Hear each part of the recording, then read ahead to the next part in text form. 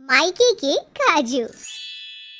कृतिका ने बहुत लड़ झगड़ कर अपने पति विनोद से काजू मंगवाए थे। इतनी लड़ाई होने के बाद भी विनोद सिर्फ 100 ग्राम ही काजू लेकर आया था। इतने कम काजू देखकर कृतिका को बड़ा गुस्सा आता है। तुम्हें शर्म नहीं आई दुकान वाले से 100 ग्राम काजू खरीदते हुए? मैंने तुमसे काजू लाने को कहा था, लेकिन तुम इतने कम काजू लेकर आ जाओगी ये तो मैंने सोचा भी नहीं था। अब काजू लेने में कैसी शर्म, और काजू का रेट पता है, आसमान छू रहा है। लोग तो 50 ग्राम खरीदते हैं, मैंने तो फिर भी तुम्हारे लिए 100 ग्राम खरीद लिया। धन्यवाद मेरे ऊपर इतना बड़ा एहसान करने के लिए। 100 ग्राम काजू देखकर कृतिका का मुंह बन जाता है और उसे गुस्सा भी बहुत आता है, पर बेचारी कर भी क्या सकती थी। कृतिका किचन में काजू रखकर आ जाती है। अगली सुबह जब कृतिका उठती है और किचन में काजू लेने जाती है तो वो देखती है कि काजू का डिब्बा पूरी तरह से खाली है। खाली काजू का डिब्बा देखकर कृतिका की आंखें फटी की फटी रह जाती है। मेरे काजू कहाँ चले गए? रात को मैंने इसी डब्बे में तो रखा था। कृतिका को समझ में नहीं आता कि रातों रात आखिर सारे काजू कहाँ चले गए। वो पूरी रसोई में अपने काजू ढूंढने लगती है। तभी वहाँ हाथों में कुछ काजू के दाने लिए उसकी सास आती है और अपनी सास के हाथ में काजू को देखकर वो अपनी सास से कहती है, माँ जी आपके हाथों में काजू कहाँ से आया? अरे कहाँ से क्या आया, घर में था। सुबह जब किचन में आई चाय बनाने के लिए तो मैंने घर में कुछ काजू देखे, ये थोड़े से बचे हुए थे, सोचा खा लूं वरना खराब हो जाएंगे, पता नहीं कब के रखे हुए होंगे। माँ जी आप इतनी बड़ी नहीं है, और वैसे भी आपके घर में लड़ाई झगड़ा करना पड़ता है इन काजू के लिए, और तब जाकर 100 ग्राम काजू आते हैं घर में, और ये काजू मेरे थे, कल ही लेकर आए थे विनोद जी मेरे लिए, और आज अपने सारे हजम कर दिए। बहू तो 100 ग्राम काजू के लिए मुझसे लड़ाई कर रही है? क्या तेरे माँ बाप ने तुझे यही संस्कार दिए हैं? और भूल मत, ये काजू तुझे मेरे बेटे ने दिए थे, तू अपने मायके से लेकर नहीं आई थी। अच्छा तो आप ये काजू इसलिए खा गई क्योंकि ये काजू आपका बेटा लेकर आया था, और मेरे मायके वालों ने दिए होते तो आप इन काजू को हाथ भी नहीं लगाती है ना? हाँ हाँ नहीं लगाती। अरे 2 काजू क्या खा लिए, तो अपने संस्कार ही भूल गई, जबकि ये काजू मेरा बेटा लेकर आया था। इन काजू पर जितना तेरा हक है उतना ही हक मेरा भी है। इतना बोलकर आरती वहाँ से चली जाती है, पर कृतिका को बहुत गुस्सा आता है क्योंकि कई दिनों तक लड़ाई करने के बाद विनोद उसके लिए 100 ग्राम काजू ले आया था, और इन काजू में से बेचारी कृतिका ने काजू का एक दाना भी नहीं खाया था। अब ऐसे ही कुछ दिन बीत जाते हैं। कृतिका अपने मायके आती है। अरे मेरी फूल सी बच्ची कैसी है तू बेटा? ससुराल में इतनी कमजोर हो गई, तेरे सास ससुर तुझे कुछ खाने को नहीं देते क्या? उनसे कुछ बचे तब ना मुझे मिले। 1 महीने तक मैंने विनोद जी से लड़ाई करी, तब जाकर वो मेरे लिए सिर्फ 100 ग्राम काजू लेकर आए, और वो भी सारे उनकी माँ खा गई। माँ इस बार जब मैं ससुराल जाऊंगी ना तो मुझे तुम विदाई में सिर्फ काजू भर के देना। ये भगवान कैसे ससुराल वाले हैं, मेरी बेटी को काजू के लिए तरसा दिया। यहाँ तो मेरी बेटी का एक दिन ऐसा नहीं जाता था कि काजू ना खाए।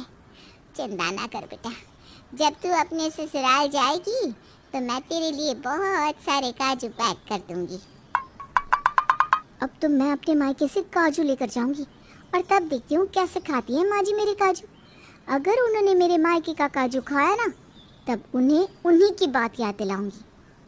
अब इसी तरह से कुछ दिन बीत जाते हैं और कृतिका अपने मायके से इस बार बहुत सारे काजू लेकर आती है। किचन में काजू का डिब्बा सबके सामने रख देती है।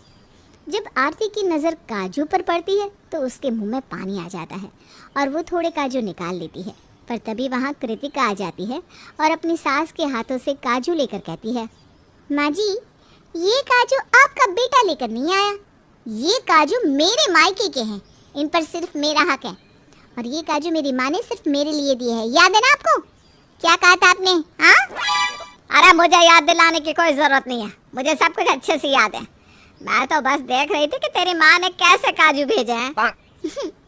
मुझे अपनी माँ पर पूरा भरोसा है, मेरी माँ ने अच्छी ही काजू दिए होंगे, आपको इसकी चिंता करने की कोई ज़रूरत नहीं है। कृतिका बड़ी अकड़ में उन काजू को अपने साथ ले जाती है। अपनी बहू की अकड़ देखकर आरती को बहुत गुस्सा आता है, पर वो अपनी बात से पलट भी तो नहीं सकती थी। अब समय यूं ही बीतता है और काजू अपने आप खत्म होने लगते हैं। ऐसे ही एक दिन मैं अपने मायके से 2 डिब्बे काजू लेकर आई थी।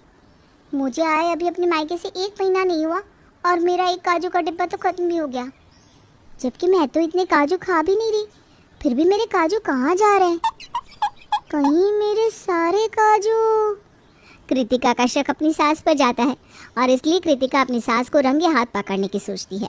वो हर समय अपनी सास पर नजर रखती, पर एक बार भी उसने अपनी सास को काजू खाते हुए नहीं देखा।